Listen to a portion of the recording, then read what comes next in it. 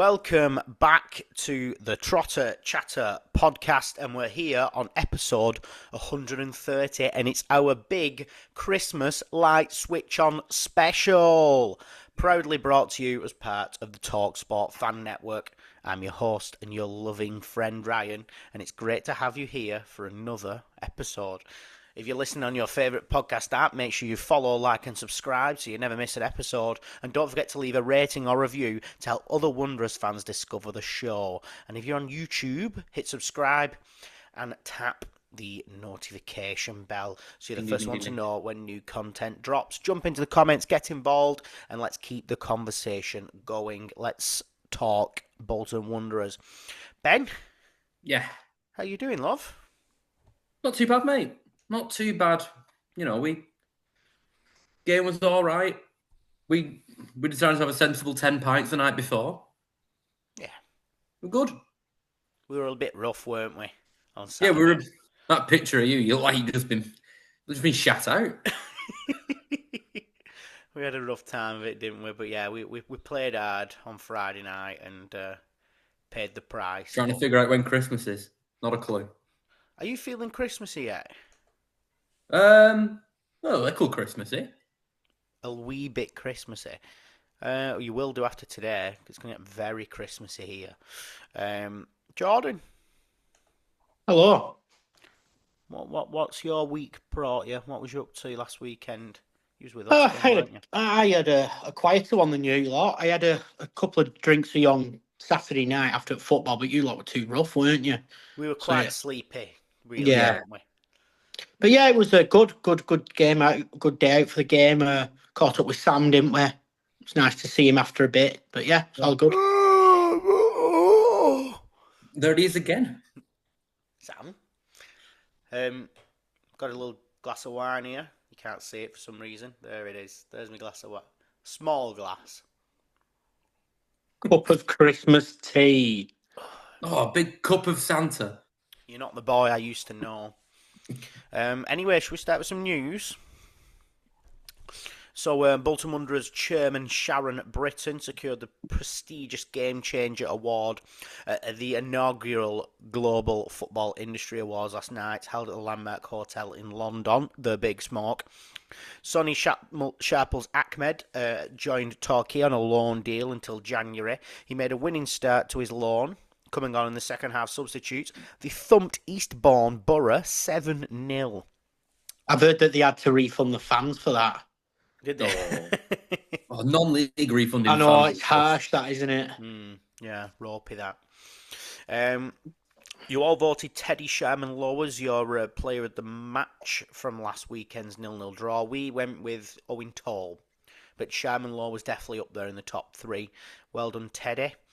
Ryan Hardy is considering leaving Wrexham as soon as January, with the striker struggling for first-team football under Phil Parkinson. Could he be reunited with an old manager? Everyone's saying that's Bolton nailed on. I think we get hold of him and... he's a very different option to the others we've got as well. He's not like Burstow and Dalby. Get the bloody open top bus ready if we get him. Okay. Adeboyejo is closing in on an injury comeback. He's now back in full contact training and could even be considered for a place in the squad next week against Bradford City in the Virtue Trophy. We get another striker and I think it's curtains for him, isn't it? Yeah.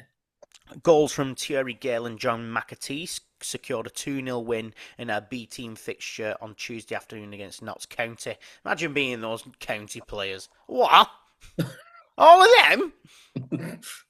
9 senior players started the game with Richard Taylor, Joe Randall, Will Forrester, Charlie Warren and Chris Farino all getting game time. It's like the old school Rezzies, that, innit? From like the mid-noughties. So in that team, Miller was in goal, Hogan, Forrester, Farino, Taylor, Irwin, Arahan, Randall, Gale, Warren and McAtee, with Lee, Toot, Richie, Isong, and one of the well-known footballing families, the Trialist brothers, also came on. Well done, the boys. Should we have some stats? You love stats, you men. You bloody love stats. So every League One club's highest performing player this season. Do you reckon you could have a go at guessing them? Give it a go. If you name the teams, I can give it a go. Obviously, we're not The going that highest scoring broad. teams this season. Highest performing player this season, according to Fort Mob. Wimbledon. Ooh. No, Horsey. there's I can't. There's a guy that scored a few at the start of the season. I just can't remember his name. Jake Reeves. Is that who scored them, or is it no? Didn't he play for MK Dons as well? I'm sure that's sacrilege. That. Possibly. Barnsley. Keeler Keeler Davis. Don Davis. Luca Connell, actually, who's had a real resurgent season. Blackpool. Ashley Fletcher. I don't know. Norburn. George Honeyman. Remember him?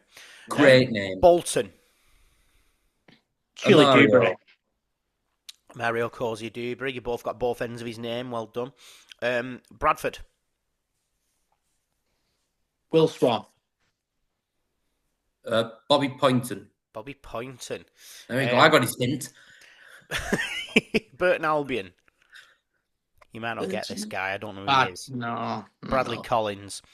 Cardiff. Cardiff. Is it that fella up front?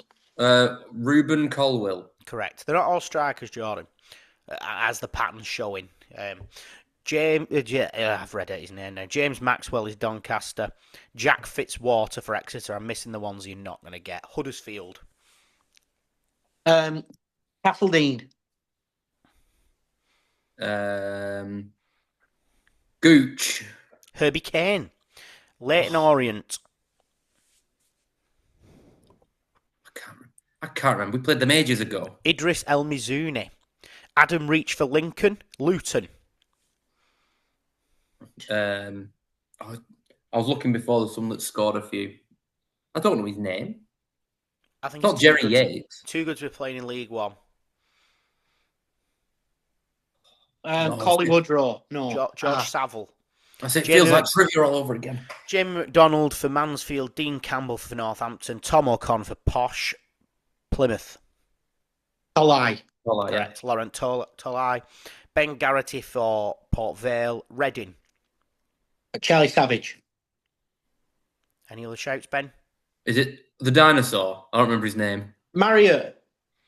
Lewis Wing. Lewis Wing. Cameron Dawson for Rotherham. Charlie Good for Stevenage. Stockport. Ooh. Norwood. Yeah. Ollie Norwood. Wigan.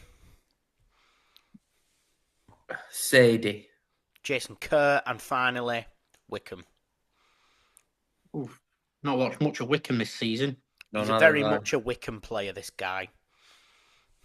It's not Akin Fenwer. Is he out?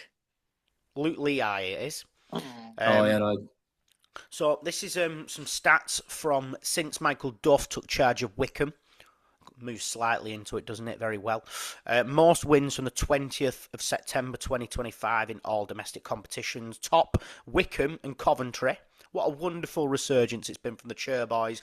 In second with 8 wins is Arsenal and Bolton. We're still here! Calm down. Most goals since said date. Wickham, again with 28, and Coventry. Duff's gone and going, hasn't he? Are they going to be a problem? Sounds like it. Are they going to be a bother? Feels like a mess. And then in second with 25 goals, Colchester, Fleetwood and Grimsby. Fewest goals conceded this season in the EFL. Top is Stevenage with 11. Second is Stoke and Oldham with 12. And third with 15 is Bolton, Cardiff and Cambridge. Interesting. So let's move on to Saturday's game. It was a tense one. I could feel the nerves building up, couldn't we? It was a proper game. Well, before we do, listen up, Touch Sheet faithful. Don't miss Blackpool take on Reading this Saturday live on Sky Sports Plus with Now. Looking for a plug.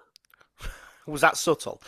Steven Schumacher is was ready to take on his former manager Graham Alexander and a Bradford side he believed had been underestimated at times this season. Then Bolton ended their 8-game home winning run with this draw. How disappointing is that for you? And would you say it was about the team's momentum? I don't think it's too disappointing. We didn't lose. I think keeping the unbeaten run going is important. It doesn't stop it being a fortress or anything for me. We didn't concede.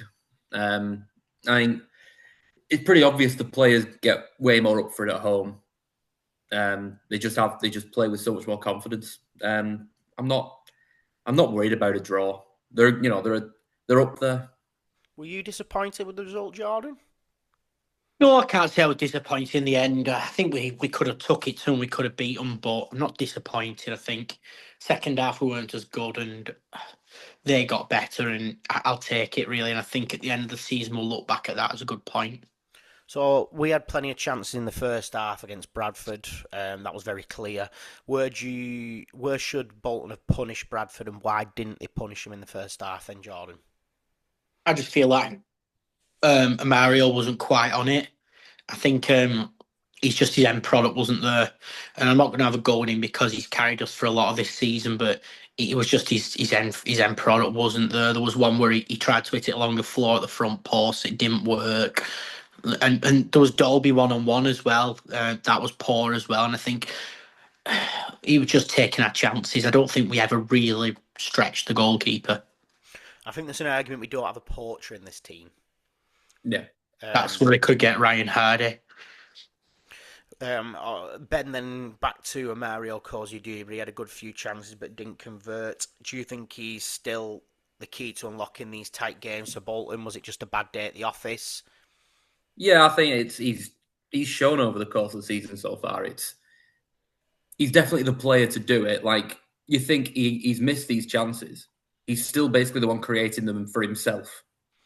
Like, if he's not creating a chance where he can have a shot, he at least get into a position where he can try and put it on a plate for someone. I think like I said, it wasn't his best game, but if he's creating this many chances, he's gonna keep scoring. I'm not that worried after that draw. I'm relatively happy with it. Yeah, I think that's the general consensus. There wasn't really, you know what Bolton fans can get like if we don't win every single game in the world. They tend to spit the dummies out, don't they? Jordan, then obviously quite a surprising thing was the old school Papa John's Trophy final midfield of Morley, Dempsey and Sheehan. How effective was it? Did it work for you? I wasn't overly impressed with the idea at the beginning, but on reflection, I don't think it was too bad because I don't think it caused any problems.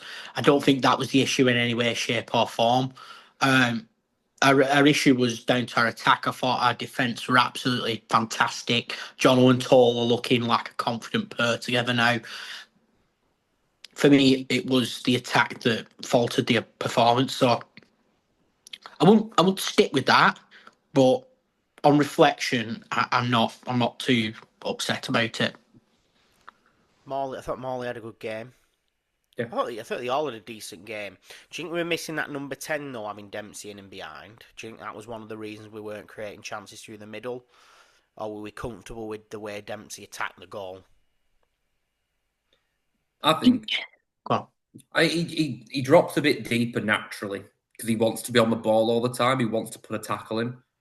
I think it potentially a game where we could have done with someone like Force, who's going to really press up with Burstow. He was a bit isolated, really. There wasn't much coming in for him. And at that point, you need someone, as opposed to having the three in midfield, which, it combated Bradford pretty well. I think if we wanted to push for it, you need someone in between midfield and attack. They looked like a very poor team in that first half, and they looked like they were for the take. And I think maybe if we had that number 10 on those breaks, we could have really killed them off because if I was a Bradford fan, I would not be happy with that first half whatsoever because they looked wounded, and I think they knew they were wounded, and that's why they were doubling up on a Mario. They were playing the dirty stuff, and that's why they brought the shitheads on at half time. I thought I was worried that the defence wasn't going to be protected well enough. It didn't really look that bad. I think Morley were missing that final ball, unfortunately. I think that was what tainted his game. I think there were a few really strong chances in that game where the right ball through would have made a massive difference. I think we need to talk about the defence. Ben, then Cyrus Christie's performance, how influential was he in both defence and going forward during that game? I thought he was really good. I think it's those kind of games where you need that bit of experience in there. He's done it all really. I was actually surprised how good he was going forward. He's more technical than I realised. Can beat a man, can't he? I didn't see that was in his arsenal. No, I just did. Well, I can see him getting the ball past him. I just can't see him then getting to the ball afterwards. He's slow as sin, isn't he? He is, but when you're good, you don't need pace. Like that's the thing. No, he's got the know-how. I think we spoke about it at the weekend about Cogley's absence and us being linked with a right back now. What that might mean, but I'm happy with Cyrus there if he keeps playing like that. He'll great. I think he doesn't budge, but also, when we'll touch on it in a bit, is December is jam-packed. Yeah. There is a lot of fixture congestion. Jordan, then you spoke about Johnson and Toll partnership. Are you happy with that as the backbone of the defence now? Yeah, I love Perino, but I think it's just consistency with centre-backs, and the more they play together, if we don't concede goals, just let them keep playing together. I'm happy for that to happen. But we know we have got a fantastic player in Farino if anything does happen to either of them. But yeah, Jono is definitely a confidence player, 100% a confidence player. So he's flying at the moment, so keep it up. Yeah, I agree, and it's not a bad thing to know that you've got Farino who can step in if needed. Ben, you said you recognise the ref. Main character syndrome referee Darren Drysdale had a very chaotic game, and I think for both teams as well. Wasn't any bias to any particular team. Pulled back a free kick when Burstow was through on goal.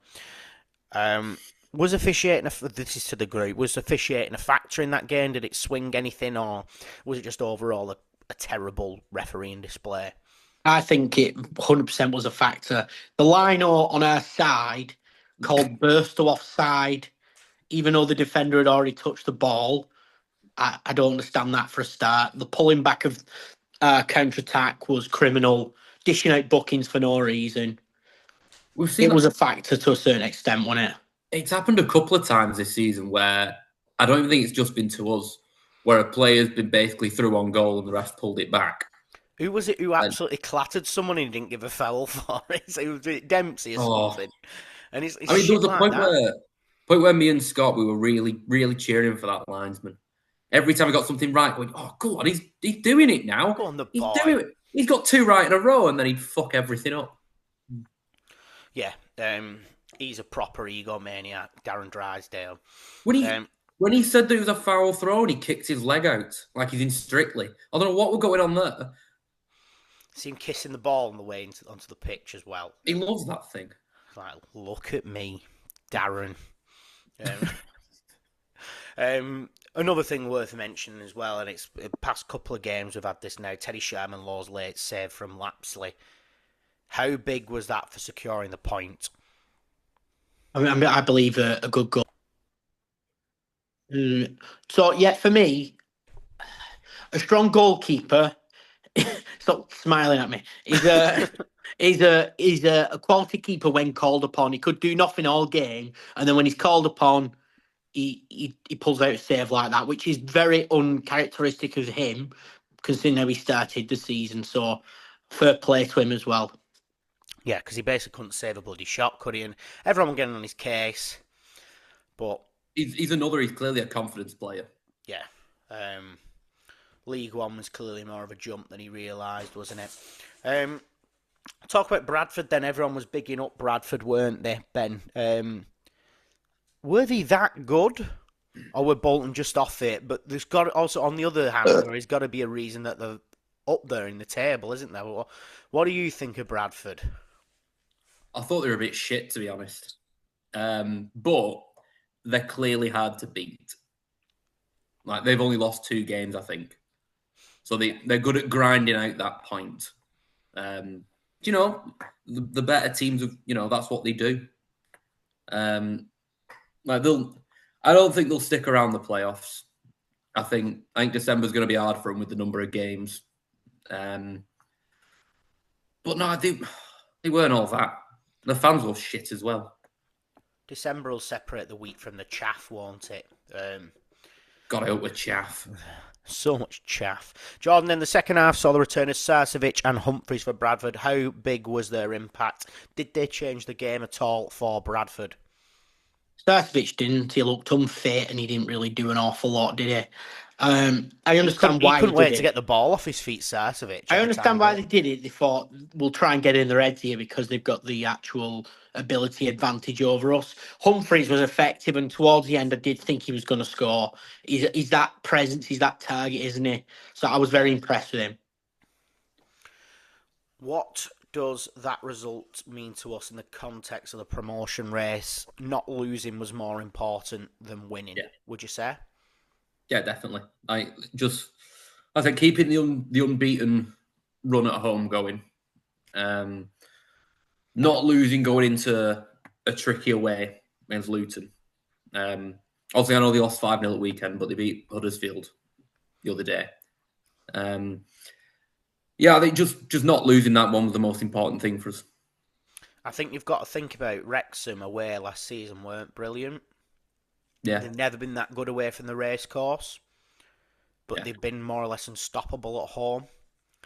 I think a big thing to point out as well of attendance, 26,473, a post-Premier League record for Bolton. An Everton team would have lost that game. We've seen it many times before, a big crowd, a big occasion. And I don't know, because usually big away followings make big noise, but you kept chanting Rochdale. I didn't rate him. I really didn't rate him. Didn't do anything. There was a few aggressive weirdos, weren't there? But yeah, very strange. Oh, that guy kept putting his teeth back in. Very strange group of people. Well, they celebrated a goal, it's like a goal when they got a corner. Yeah, that was odd. I just, when I walked out from the concourse and looked up, and I thought, wow, that is something, and they didn't deliver. Not like when Portsmouth were doing it a couple of years ago. Like, they were something. Apart from them stupid bell, what do we think? The away fan zone was introduced for the first time ever. What did we think of that? It looked like something off Rambo or something like that. Refugee camp screams to mind, doesn't it?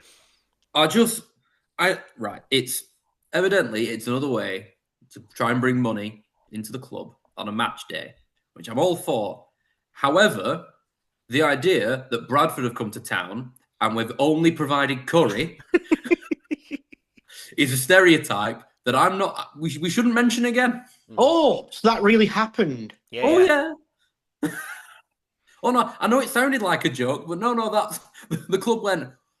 Oh, I don't know. We'll give them something. What do they like? Oh, you I'm not going sure. in and seeing loads of people on the floor in sleeping bags, wouldn't you? Like, it's fucking ropey. Anyway, you can catch all next week's League One action on Sky Sports with a Now membership. Next, we'll move on to Bolton versus Luton.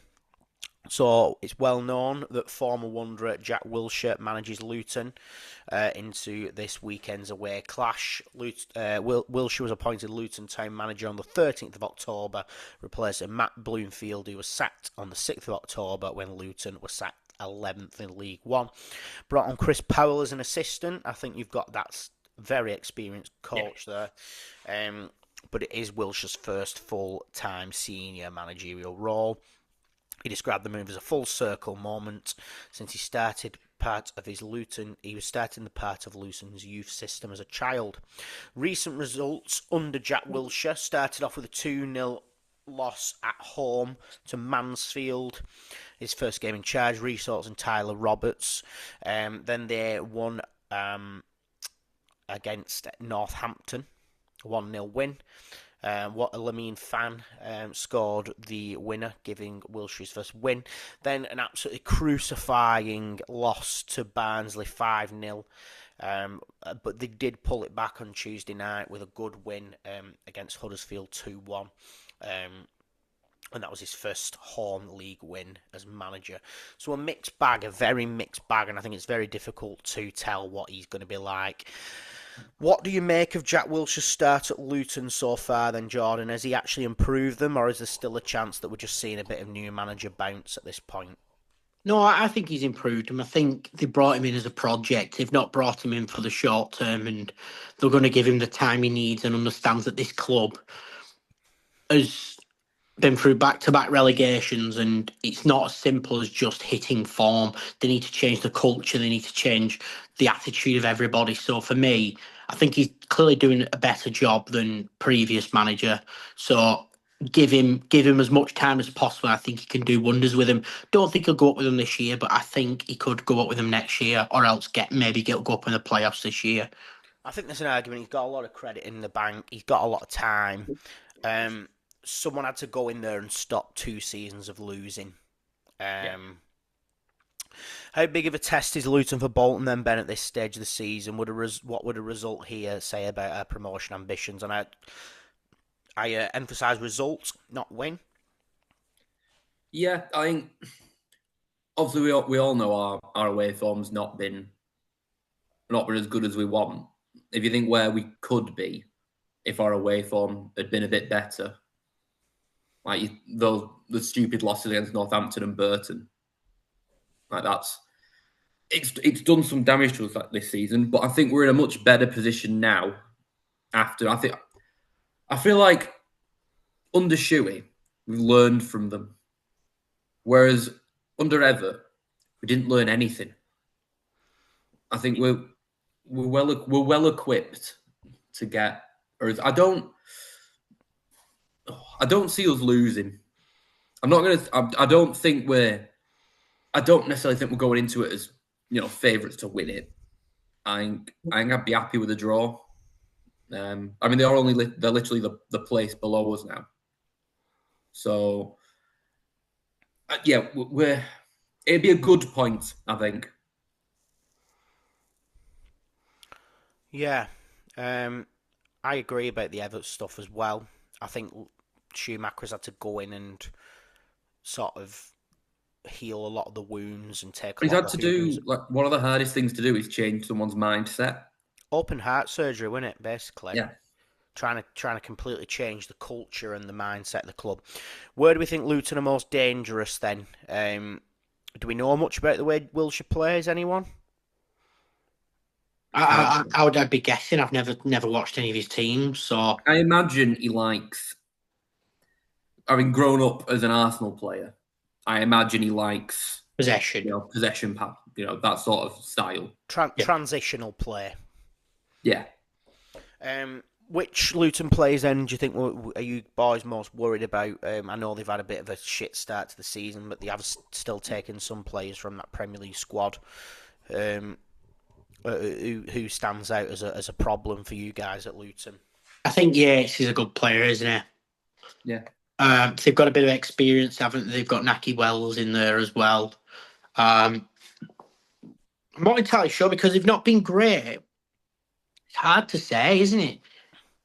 Well, you said before they got Saville, Lomvike, but he's obviously not played really this season. Jacob Brown coming back from could be massive. That's massive. Yeah. So I've pinpointed a few myself. Kyle Naismith, defender and captain. Mads Anderson. The good players for this level, aren't they? Good League One player, Mads Anderson. Yeah. Milenkovic Ali, forward for him. I don't know much about him, but he's been talked about. And the goalkeeper, Joshua Keeley. So there's some decent players there. And then Luton's results under Wilshere have been mixed to poor. 2-0 loss to Mansfield, 1-0 win to Northampton, 5-0 loss to Barnsley. Do you think makes it a bit unpredictable Saturday? Yeah, I think obviously we were talking before about the new manager bounce that Wickham got. Posh have had one too. Luton haven't really got it. It's an improvement on what they had, but they're still a very unpredictable team. There's no real way of knowing Like, could the win a couple of days ago kick them on? It's a good win against Huddersfield. I don't know. Shows how poor this division is, though. They've Yeah. not even been on a run, and they're right behind us. Yeah. And here's a question about new manager bounces. They don't give you an idea what the team's actually going to be like, do they? No. No. No, not at all. What would be a good result for Bolton here, then? Happy with a draw? I'd take a draw. If you could give me a draw now, I'd take it, just because I have no confidence in us away. I'm not saying we're going to be awful. It just seems that we're just not the same away, and I hate it. I hate that I'm not going to be able to watch it. And for me, I'd take a draw now. I think in the aftermath of the Bradford game, I remember saying it might need to be a win. It does need to be a win, really, though. I'm less of that opinion. I think a draw's fine. There's a lot of football still to go.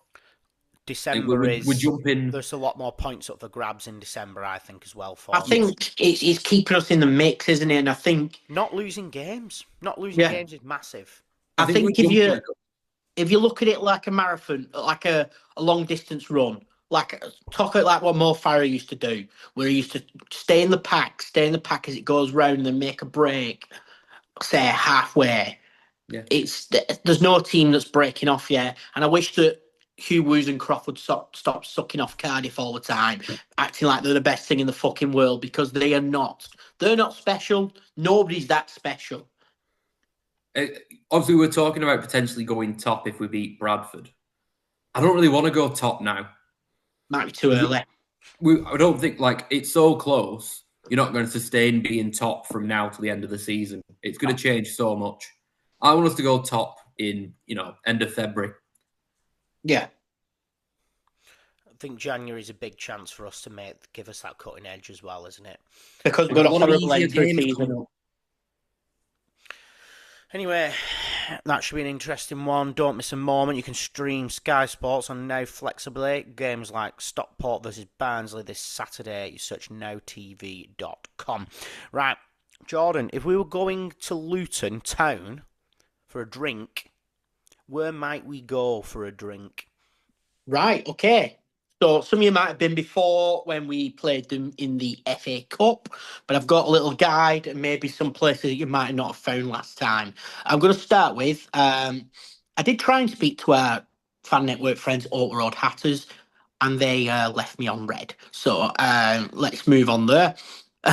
So let's just talk about travel first. So I recommended that you park at the Beach Hill Conservative Club. It's a £5 for the day there, or at Luton Railway Station, it's £2.80 to park there as well. So you've got decent parking close to the ground. Luton Railway Station is on the Midland Line and has regular Thameslink services from major London stations, including London Bridge, London Blackfriars, and London St Pancras. It's a 10-minute walk from the ground. Piece of piss. Let's talk about pubs now. We've got the Bobbers Supporters Club. That is within the ground. I didn't get much info about that because I thought, realistically, with the size of us, we do not go into the fans, like the actual home team supporters clubs, because we bring so many. Let's go back to the Beach Hill Conservative Club, which you can park there for £5. It's a 5-minute walk away from the ground. It boasts 5 match-ready snooker tables, which are considered one of the best in the area. They've got an upstairs Phoenix suite, which is available for hire for functions. Not useful there unless you're going to have a function before the match. It's also covered with CCTV, apparently. Very exciting. Oh, well. Danger. You know what that means, everyone. I'm not spelling it out for you. Read between the lines. They offer live entertainment on a Saturday night, say if you wanted to go after the game. They've got bingo on as well, card games, raffles, and more. Tombola. I love a game of more. Yep, so a lot to offer at the Beach Hill Conservative Club, and with it being a conservative club, the pints are probably relatively cheap. I know a lot of fans congregated here last time. The White House. It's an 18-minute walk away, and it's a Spoons. Go there for some scran and whatnot. I know it seems to be one of the popular away pubs, so there's a Spoons. Next up, we've got the Bricklayers Arms. It's a 20-minute walk away. The sports TV's in both parts of the bar. The quiz night held on Monday. I don't know. I didn't get rid of that. You're not going to be there on Monday unless you've done something really badly. Or really well. Or really well. The If seven you've won hand bingo pump. at the other place. 7 hand pumps that serve a variety of beers, a choice of light, amber, and usually a mild. There's plenty of draft beers and Belgian beers. Real ciders, not fake ciders, are available. There's also an extension on the outdoor drinking area, which is a bonus for Hatters match days. It gets quite full. Get out there on heated decking. We have the Leicester Arms as well. 32-minute walkway, but it's a short taxi journey away, and it's relatively close to the station. It's just 10 minutes the other way. It's a sizzling pub. At Sizzling, they believe that people of Luton deserve more from their local pub, and it's their job to give you just that. That's all I got for them. But that's a no choice. More. Nice and vague. But that was all I could get from Leicester having some daft slogans. But if you're after some food, away supporters have access to a traditional matchday fare, such as pies, hot dogs, hot and cold beverages. But if you plan an evening out, there are over 80 restaurants in the area. There's a great Too many. There's a great selection of Chinese, English, Indian, English restaurants. English Indian, restaurants, yeah. English, Italian, and Thai food. I've got a few to recommend here. So I've got the red chili, which is an Indian, Papa J's, Italian tapas. Italian tapas, I'm not sure about that. Nakorn Thai, a Thai restaurant, O'Shea's Bar and Grill, which is pub grub, but you can also get a pint at O'Shea's. And also we've got the Werner restaurant, which is an English, French, and it's at Luton Who. I don't know what Luton Who is. But that is my pub watch. Excellent. So you know where you can go and drink and eat. 80 restaurants to choose vague from. Things about those pubs. I don't think I trust any of them. Very vague place. Blind rank time. I like to play for both, and there's a shit ton of players who played for both. So we're going to do that. Are you ready, boys? Blind rank your top 5 players who represented both Bolton and Luton Town. Number 1, but not number 1, it's the first one I'm reading, Cameron Jerome. 4? Yeah. 4. Yeah. I don't want to put him bottom. I like him. Very respectful man. He's gone playing non-league now. Yeah. I believe so. John McAtee. 3. Peter Chioso. 2. I liked him. Yeah. Reece Burke. He's going to have to go 5, isn't he? We always leave 1 and 5 till the end. You don't want to jump into... Then? He knows what he's doing. Carlos Mendes Gomez. Right. I think we might have fucked that one up. No, you've not done well there, have you? It was going fine until the last one.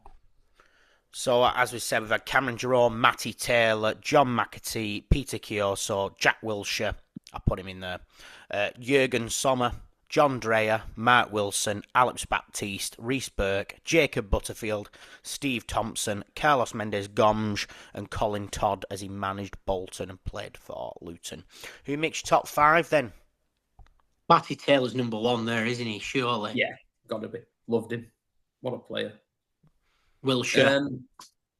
But I'm not classing him because he didn't play. Oh, he did. Yeah, he did, didn't he? He played for us. Played both. Played for Luton, technically. Oh, right. Oh, yeah. Youth play, wasn't it? Taylor, Wilshere up there, aren't they?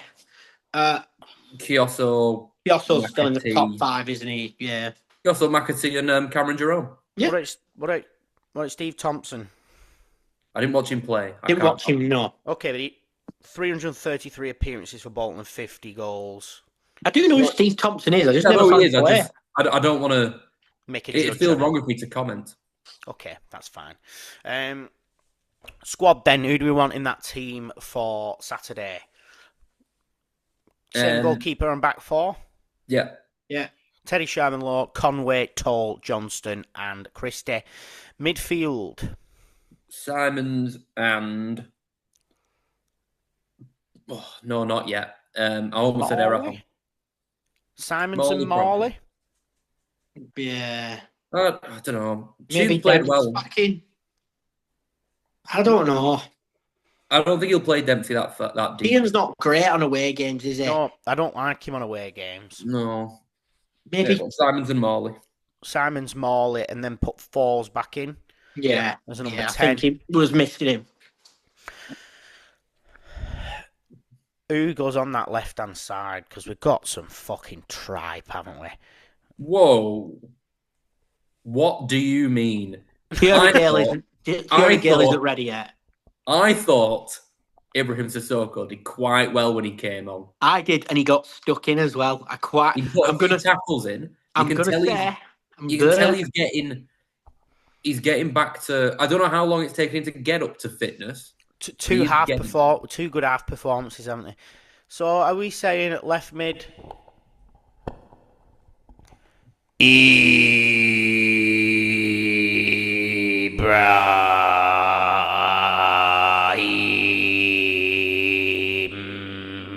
Sissoko.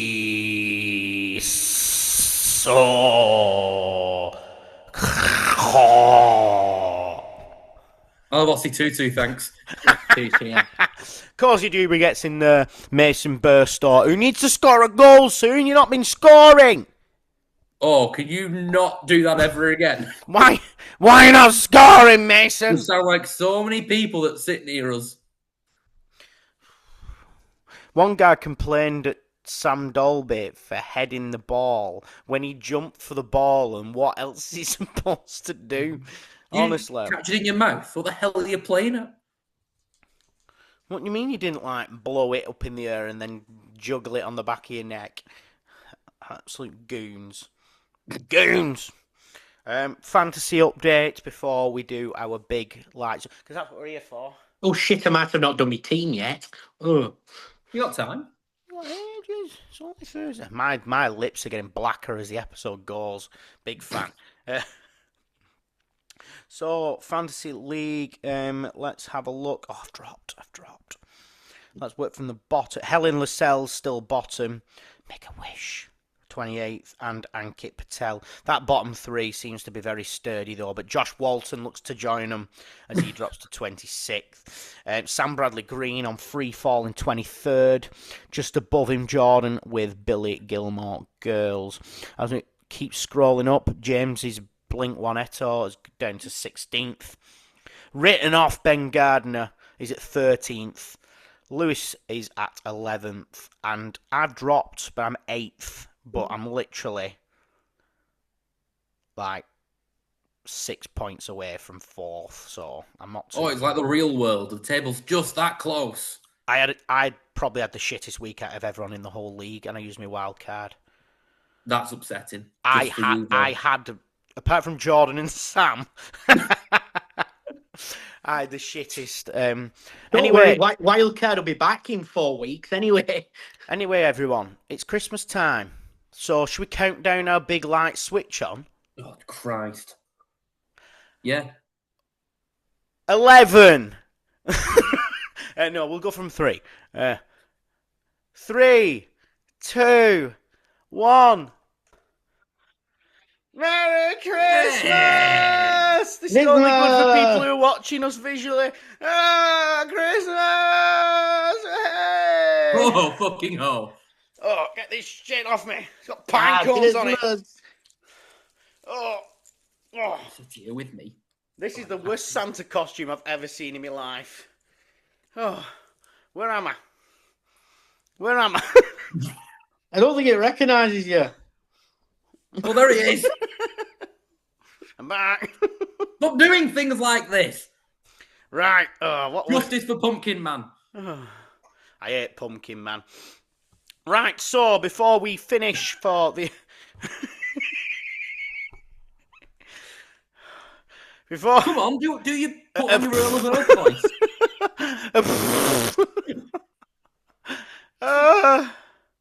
What's all this shit? Right, so... That's worse. That's so much worse.